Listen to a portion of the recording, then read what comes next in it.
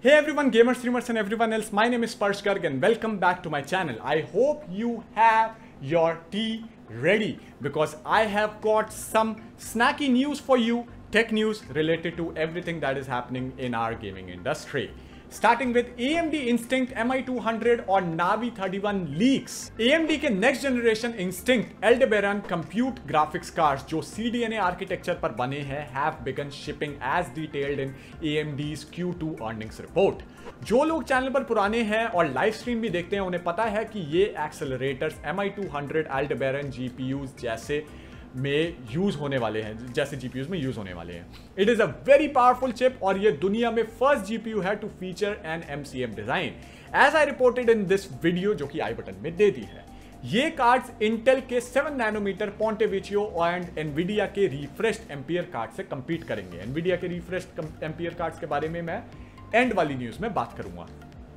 MI200 GPUs में दो dies हैं, एक सेकेंडरी और दूसरे प्राइमरी. हर एक डाई में 8 शेडर इंजन्स हैं, मतलब टोटल ऑफ 16 शेडर इंजन्स हैं. हर शेडर इंजन में 16 CUs with full rate FP64 packed FP32 और second generation matrix engine for FP16 and BF16 operations हैं. FP64 is one of the most computationally intensive math formats जो कि current GPU support करते हैं. FP32 basically तुम्हारी gaming performance होती है, जितनी ज्यादा अच्छी FP32 परफॉर्मेंस उतनी अच्छी गेमिंग परफॉर्मेंस. FP16 और BF16 हमारे अभी इस समय करंट डिस्कशन में इंपॉर्टेंट नहीं है, सो बाद में बात करेंगे. Each die of this GPU जो दो डाई हैं उनमें से हर एक die is composed of 128 compute units और 8192 stream processors. This rounds up to a total of 250 compute units or 16,384 stream processors for the entire chip. For DRAM, AMD has gone with an 8-channel interface consisting of 1024-bit interface for an 8192-bit wide bus interface. Each interface can support 2 GB HBM2E DRAM modules. This should give us up to 16 GB of HBM2E memory capacity per stack. And since there are 8 stacks in total, the amount of capacity will be a whopping 128 GBs. हम gamers की इसमें क्या खास बात है? मैं क्या करूं इसका? मैं तो गेमर हूं. वेल, हम गेमर्स के लिए गुड न्यूज ये है कि इस टेक्नोलॉजी पर बेस्ड RDNA 3 GPU और as I like to and the industries like to call it 7900 XT GPUs भी बनेंगे, जो कि TSMC के 5 नैनोमीटर पर MCM डिजाइन को यूज करके बनेंगे. इस GPU के डिजाइन पर बेस्ड बोला है मैंने, इस GPU के आर्किटेक्चर पर बेस्ड नहीं. आर्किटेक्चर CDNA है और हमारे GPU का आर्किटेक्चर RDNA है, ठीक है, लेकिन डिजाइन MCM ही यूज होगा RDNA 3 के अंदर भी. जनरली MCM डिजाइन के बहुत सारे एडवांटेजेस होते हैं, लेकिन उनमें से एक एडवांटेज ये है कि तुम्हारा यील्ड बढ़ जाता है. समझ लो तुम्हारा एक इतना बड़ा वेफर है और इसमें 10 डाइज निकल पा रहे हैं और हर एक डाई से एक GPU बन सकता है. जितना बड़ा तुम्हारा डाई बनता है उतने ही ज्यादा तुम्हारे चांसेस होते हैं डाइस के फेल होने के. तो समझ लो कि इतने बड़े डाई की AMD को, इतने बड़े जो होता है तुम्हारे एक डिस्क की AMD को 100 रुपए देने पड़ रहे हैं और उसका जो सक्सेस रेट है 50% है, यानी 5 तुम्हारे जो होते हैं सक्सेसफुल डाई निकलते हैं, 5 तुम्हारे फेल हो जाते हैं. तो AMD को उन 5 डाइस के पर डाई 20 रुपए देने पड़ेंगे. AMD अपना प्रॉफिट कमा के उस एक डाई को 25 रुपए में बेचेगा. ऐसा ही होगा. समझ लो कि तुम्हारा 100 रुपए का एक और तुम्हारी डिस्क है और उसमें से तुम 20 डाई निकाल सकते हो. एक तो छोटे डाई होने का मतलब यह है कि तुम्हारा जो फेलियर रेट है वो बहुत ज्यादा कम हो जाएगा, है ना. हो सकता है कि अब 50% से सिर्फ 10 या 15% ही रह जाए. इसका मतलब यह होगा कि पर जो डाई है, चाहे वो छोटा ही डाई हो, AMD को कम पैसे देने पड़ेंगे और उन छोटे छोटे 2 डाइस को बना के वो एक बड़ा वाला डाई वाला तुम्हारा जो होता है फीचर बना सकता है, राइट. एक बड़ा डाई वाला GPU तुम्हारा बना सकता है 2 डाइस को जोड़ के. उससे तुम्हारा यील्ड बढ़ गया. इसका मतलब यह है कि पर डाई AMD को कम पैसा देना पड़ा, पर GPU AMD को कम पैसा देना पड़ा. इसका मतलब यह है कि अगर AMD को पर GPU 20 की जगह 15 रुपए देने पड़ रहे हैं तो शायद तुम्हारे को वो 15 से 20 रुपए में बेचेगा, है ना, 25 में नहीं बेचेगा. इससे तुम्हारा फायदा होता है. प्रॉब्लम यह है कि ये वाले GPUs जो होते हैं 5 नैनोमीटर पर बन रहे हैं और 5 नैनोमीटर AMD के करंट 7 नैनोमीटर के मुकाबले बहुत ज्यादा न्यू और स्लो मैन्युफैक्चरिंग प्रोसेस है। और इन डाइस को इंडिविजुअली क्वालिटी एनालिसिस और पैकेजिंग करने में भी टाइम हद से ज्यादा लगता है कंपेयर टू 7 नैनोमीटर। उसके अलावा तुम्हारे और ज्यादा कॉम्बिनेशंस कर सकते हैं AMD चिप्स को पेस्ट करने में with different manufacturing processes on one single die, ठीक है, on one single processor, GPU processing unit basically, ठीक है। तो जितना तुम्हारा डाई के साइज को छोटा करके प्रॉफिट आता है, उतना ही 7 नैनोमीटर से 5 नैनोमीटर पर जाने में, क्योंकि प्रोसेस बहुत ज्यादा महंगा है, तुम्हारा बढ़ जाएगा प्राइस। लेकिन ऑल इन ऑल तुम्हारे को उतने ही प्राइस में बेहतर परफॉर्मेंस मिलती दिखेगी। ऐसा जनरल नॉर्मल केस में होना चाहिए। लेकिन वीडियो का टाइटल ये नहीं है मेरे बेटे, वीडियो का टाइटल कुछ और है, ठीक है। But before I discuss that title, basically MCM design will also allow the chips to be reorganized with different configuration like Legos for ML, FPGA, specialized hardware for FSR, etc etc etc। Not Apple fan ने अपने एक recent video में ये बताया है कि इन chips को 2 design में बनाया जाएगा और दोनों ही TSMC के 5 नैनोमीटर पर बेस्ड होंगे। पहला है MCD या मेमोरी कॉम्प्लेक्स डाई और दूसरा है GCD यानी ग्राफिक्स कॉम्प्लेक्स डाई। हर GPU में 2 GCD पैरेलल में एक साथ काम करेंगे 6 शेडर इंजन्स या 60 ग्रुप प्रोसेसर्स के साथ। डाई साइज अगर कंपेयर करते हैं तो RDNA का 300 मिलीमीटर स्क्वायर का पड़ता है, ठीक है। और RDNA 3 अगर RDNA 2 वाले ही 7 नैनोमीटर डाइस पर बनाए, 7 नैनोमीटर ट्रांजिस्टर्स पर बनाए, तो तुम्हारा 500 मिलीमीटर स्क्वायर का डाई हो जाएगा अराउंड। लेकिन क्योंकि हम 5 नैनोमीटर पर बना रहे हैं तो तुम्हारा डाई दोबारा से 300 मिलीमीटर स्क्वायर पर आ जाएगा तुम्हारे नेक्स्ट जनरेशन RDNA 3 GPUs में भी। जिसका मतलब यह है कि RDNA 3 में ट्रांजिस्टर काउंट 52 बिलियन ट्रांजिस्टर्स तक जा सकता है in an ideal world, which is nearly 3 times more than RDNA 2। 7900 XT या RDNA 3 फ्लैगशिप कार्ड में बेसिकली गेमिंग वर्जन ऑफ एल्डेबैरन होगा।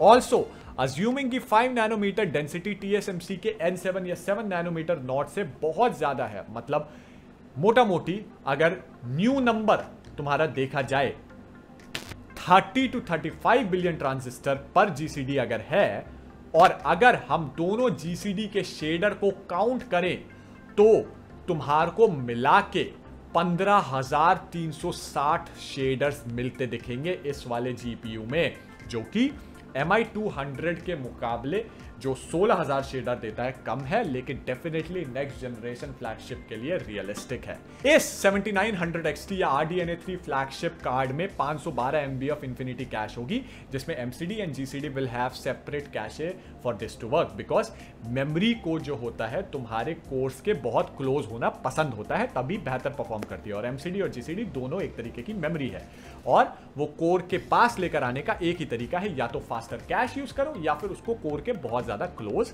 बनाओ। तो फास्टर कैश वाला तरीका AMD लेकर जा रहा है, जिसका मतलब यह है कि जो 2.5 टाइम्स मोर परफॉर्मेंस वाले लीक्स जो करंट जनरेशन के मुकाबले है, जो अभी चल रहे हैं AMD के, AMD is well on their way of achieving that target. और इन कार्ड्स का टेप आउट भी बहुत जल्दी ही चालू होने वाला है, तो हमारे को और इंफॉर्मेशन भी मिल जाएगी। लेकिन जस्ट रिमेंबर, ये सारे के सारे लीक हैं and stuff changes all the time as products gets closer to the market, so take this information with a grain of salt। तुम सब्सक्राइब करो और बेल आइकन दबा सकते हो इस चैनल पर, अगर तुम्हारे को आगे की वो भी चाहिए। मैं इस पर जैसे ही कोई भी डेवलपमेंट होती है तो रिपोर्ट करूंगा ही करूंगा। अगर प्राइसिंग की बात करें तो, and that is where the title of this video comes in, leaked data के हिसाब से इस कार्ड की कॉस्ट जो होती है AMD को $150 जो होता है तुम्हारी डाई की पड़नी चाहिए, plus $150 for memory and $100 for cooler, जिसका मतलब ग्रैंड टोटल तुम्हारा $450 कॉस्ट होना चाहिए इस कार्ड का 7900 XT का। उसके ऊपर से तुम अगर मार्केटिंग, डिस्ट्रीब्यूशन, सारी चीजों को भी कैलकुलेट करते हो, तब भी अराउंड $700 to $800 इस GPU का प्राइस जाना चाहिए। पर this is where it gets exciting for AMD of course। AMD इस कार्ड को $2000 या $2500 की MSRP पर बेचेगा. It is going to be ridiculously priced with 8-pin power connectors, multiple liquid cooler designs, or as Linus like to say chongus of a cooler. जैसे 6900 XT के साथ हुआ है. 6900 XT में अलग अलग $999 AMD ने निकाला था. कभी कोई लिक्विड कूलर डिजाइन, कभी कोई वो डिजाइन, कभी कुछ निकाल देंगे, कभी कुछ निकाल देंगे, अलग अलग उसके कट वर्जन निकाल देंगे और वो $2500 में भी बिक रहा है. सेम ही चीज 7900 XT के साथ भी होने वाली है अगली जनरेशन में. मुझसे लिख के ले लो. मेरे एक्सपेक्टेशन ये है कि एनवीडिया हर साल की तरह तुम्हारा जो होता है सिर्फ 30% परफॉर्मेंस इंक्रीज देगा और आखिरकार AMD गेमिंग क्राउन इस कार्ड के जरिए एनवीडिया से ले लेगा. ठीक है, आखिरकार ये होगा. लेकिन इस कार्ड का प्राइस इतना ज्यादा होगा. और बाय द वे एनवीडिया भी कम नहीं होगी, वो भी अपने फ्लैगशिप जीपीयू का प्राइस बहुत ज्यादा निकालेगी. लेकिन AMD से ये चीज एक्सपेक्टेड नहीं होती है और ये पहली बार होगा कि AMD के प्राइस का इतना ज्यादा होगा कि कोई उसको खरीद ही नहीं पाएगा. ये सिर्फ एक जो होता है ना शेल्फ प्रोडक्ट बन के रह जाएगा जिससे हाँ भैया हमने गेमिंग क्राउन जीत लिया, अब हम सेटिस्फाई हो गए हैं. लेकिन ऑफ कोर्स गेमिंग क्राउन चाहे AMD जीत ले, मार्केट के मामले में एनवीडिया जीतेगा क्योंकि एनवीडिया अपने जीपीयू से मार्केट को फ्लड कर देगा और AMD के पास इतनी ज्यादा जो होती है फैब कैपेसिटी ही नहीं है कि एनवीडिया से टैकल कर सके जीपीयू क्वांटिटी के मामले में. And speaking of flood, Intel might just be coming out of one after taking a beating from AMD for the last 3 years. Kicks and Intel is finally coming out of the floods after taking a beating from AMD for the last 3 years in 2025. Intel has laid out its roadmap through 2025 and they have renamed their process nodes as well.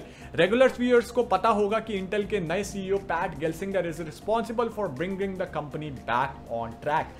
और तुम्हें पता है कि मैं कितना excited हूँ PAT गेल्सिंगर जब से CEO बना है इंटेल के. इंटेल ने अपने इंटेल एक्सेलरेटेड वेबकास्ट में इंटरनल रोड मैप 2025 तक का शेयर किया है. आप पॉज करके स्क्रीन को देख सकते हो. उन्होंने बहुत सारे मेजर चेंजेस किए हैं. आई एम श्योर कि आप अभी तक इंटेल के 10 नैनोमीटर डिले और 7 नैनोमीटर डिले को जो होता है सुन के पक चुके होंगे. तो ये सब रोड मैप देखकर क्या फायदा, इंटेल वैसे भी डिले कर देता है. वेल, मोस्ट इंपॉर्टेंटली अभी इंटेल ने बहुत सारे चेंजेस किए हैं for the first time and for the first time in history उन्होंने पब्लिकली इस रोड मैप को रिलीज किया है ताकि इंडस्ट्री उन पर प्रेशर बनाए रखे टू परफॉर्म. पैट गेल्सिंगर ने बहुत सारे चेंजेस किए हैं, one of them being the change to give the better position to experienced experts like doctor N Kelleher. My writer Tanmay described her as the female version of Jim Keller who gets stuff done. Plus बहुत सारे OG rock star engineers वापस आए हैं, उन्होंने higher किए हैं और इन सब ने मिलकर ये रोड मैप डिजाइन किया है. So yes, definitely a crazy, bold and exciting development from Intel as a whole. Best part is that Intel is also promising an annual cadence of innovation with ultimate goal of seeing the Intel company retake its leadership in the processor space by 2025. Seeing all these developments from Intel side, I would like to confess कि मेरा Intel का अंदर का fanboy जाग रहा है and I'm very excited for them.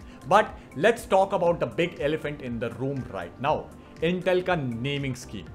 उनके नए प्रोसेस नॉड्स जैसे 4 nanometre, 3 nanometre, 20A and 18A जो उन्होंने नया किया है. इट इज नो सीक्रेट कि सब टेक जर्नलिस्ट बोल के थक गए हैं कि इंटेल का 10 नैनोमीटर इक्विवेलेंट है TSMC के 7 नैनोमीटर्स पर. ये सब नंबर सिर्फ और सिर्फ मार्केटिंग है and these numbers have nothing to do with the physical measurement of the nanometres.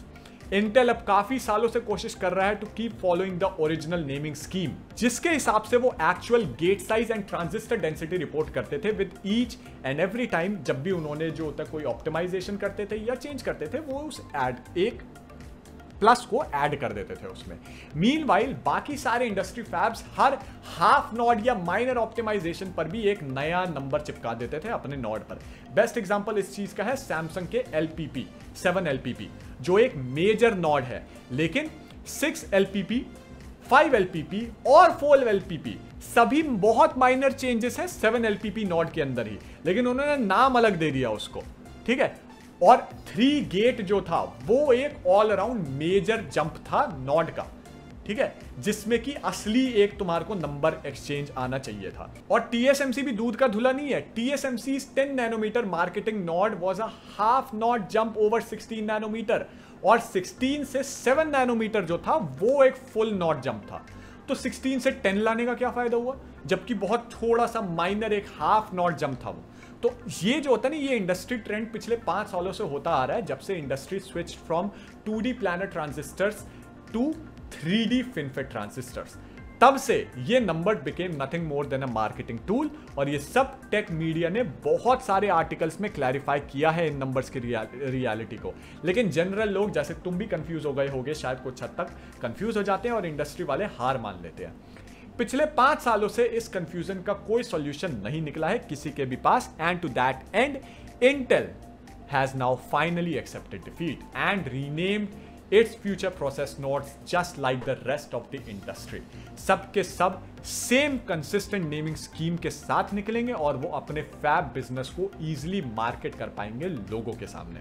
मैं इस वीडियो में सिर्फ कुछ चीजें डिस्कस करूंगा, पूरा नहीं। तो इयन कटरेस का आनंद टेक पर आर्टिकल है, लिंक डिस्क्रिप्शन में है, वो जाकर तुम पढ़ सकते हो। Most interesting part in this starts in 2024 Intel 20A के साथ, previously known as Intel 5 nanometer, moving to double digit naming with A standing for angstrom। Intel के एक 10A का मतलब होता है 1 नैनोमीटर, ठीक है। इसका मतलब यह है कि अगर वहां 10A दे रखा है तो 1 नैनोमीटर होगा, और 20A जो यहां पर दे रखा है उसका मतलब है कि 2 नैनोमीटर पर पहुंच जाएगा इंटेल 2024 में अपने नॉड नेमिंग के हिसाब से। At this time Intel will move from FinFETs to its version of gate all around GAA transistors called RibbonFETs, और Intel will show a new power wire technology.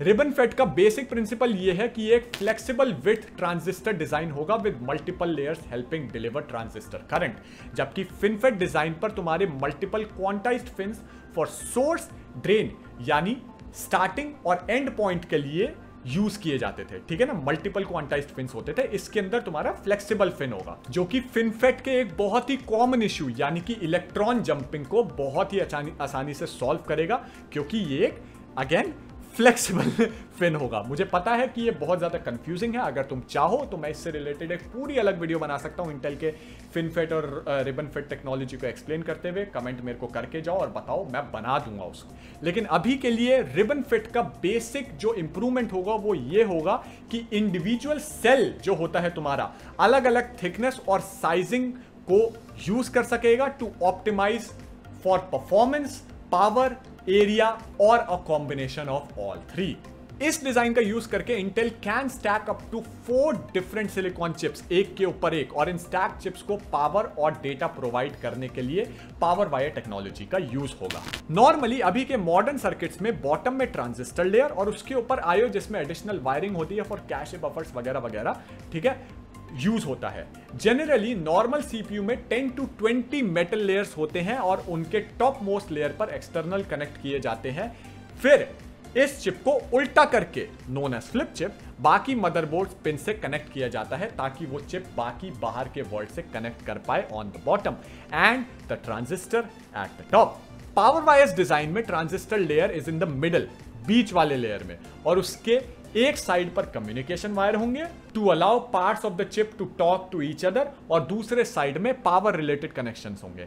In short silicon sandwich जिसमें transistor आपकी filling होगी। ये एक बहुत ही over simplified explanation है और इस प्रोसेस में बहुत सारे ड्रॉबैक्स हैं। मोस्ट इंपॉर्टेंट वाला जो है वो ये है कि अगर कोई एक लेयर भी खराब हुई तो पूरा का पूरा तुम्हारा जो होता है सिलिकॉन यूज। बट इंटेल के पास बहुत ही स्मार्ट इंजीनियर्स हैं जो कि इस प्रॉब्लम पर काम कर रहे हैं, and I am pretty excited for this to roll out।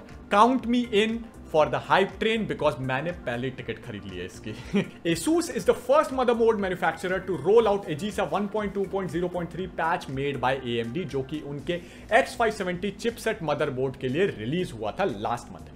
Beta patch 1.2.0.3-B added support for Ryzen 5000G APUs and Ryzen 5000 CPUs last month। इस महीने के बेटा पैच सी में Ryzen 7 5700G और Ryzen 5 5600G जो कि DIY PC मार्केट में 5 अगस्त को लॉन्च होंगे, उनके लिए सपोर्ट ऐड किया गया है। फिलहाल मुझसे इतना पता है कि एजीसा 1.2.0.3 पैच सी इंप्रूव्स रिलायबिलिटी और yield issues for Zen APUs यानी 5000G वाले CPUs. Plus, it also resolves all USB issues related to Ryzen 5000 systems. सब मदरबोर्ड मैन्युफैक्चरर्स अपने पैच सी फर्मवेयर पर काम कर रहे हैं, पर अभी वो सिर्फ B550 और X570 बोर्ड्स पर ही ध्यान दे रहे हैं. Just make sure that you do not upgrade the बेटा बायोस गलती से भी. अगर तुम्हारे को कोई बहुत ज़्यादा प्रॉब्लम ही दिख रही है अपने पीसी में, तभी बायोस अपडेट करना, वरना बेटा बायोस में अपडेट किया और तुम्हारे बायोस के एल लग गए तो trust me, it is not worth it. जितना ट्रबल तुम्हारे को मिलेगा, it is totally not worth it. PC चल रहा है, आराम से चलाओ अपना, बायोस वगैरह के अपडेट के चक्कर में मत पड़ो. कम से कम बेटा वाले में तो डेफिनेटली मत पड़ो. अगले हफ्ते तुम्हारा फुल जो होता है रिलीज हो जाएगा, वो डाउनलोड करना और वो अपडेट करना. एंड मेक श्योर कि यूपीएस की पावर के साथ करो. बायोस अपडेट होते होते अगर पीसी गया तुम्हारा, जयराम जी की खत्म, बाय बाय, टाटा, गुड बाय, गया. And speaking of Jairam ji की, वेल मेरे को जयराम जी की बोलना पड़ेगा because the tech news quota for today is over. I know कि मैंने बहुत कम टेक न्यूज दी है आज, लेकिन ट्रस्ट मी वीडियो बहुत ज्यादा लंबी हो गई है और तुम पूरी की पूरी वैसे भी नहीं देखने वाले हो. So like this video, comment your views upon all of this, share this with your PC enthusiast friends, make sure that you subscribe and press the bell icon so you don't miss any other video that I release in the future. Because तुम tech news से addicted हो, तुम्हारे को therapy की जरूरत है, तो therapy में आओ, टेक न्यूज के लो और अपने दिन की शुरुआत करो. Right? Follow me on Twitter for more tech news, जिसके बारे में मैं शायद वीडियो ना बनाऊं क्योंकि वो बहुत ज्यादा माइनर होती है. And Instagram for memes. Join my Discord server if you have any PC related queries. वहां पर एक बहुत ही अच्छी कम्युनिटी है, तुम्हारे नेक्स्ट पीसी बिल्ड से रिलेटेड वो तुम्हारी हेल्प कर देगी. If you want to support me, use my affiliate links in the description below. उनसे मेरे को एक कट मिलता है, that helps the channel out and I would really appreciate it if you do that. तुम्हारे को कोई एक्स्ट्रा पैसे नहीं देने पड़ेंगे और मेरे को एक कट मिलेगा. I will see you next time with another great video on this channel. This is Sparsh Garg signing off. Bye bye, tata, see you and peace everyone. आसपास कोई जानवर हो तो प्लीज उनका ख्याल रख लेना.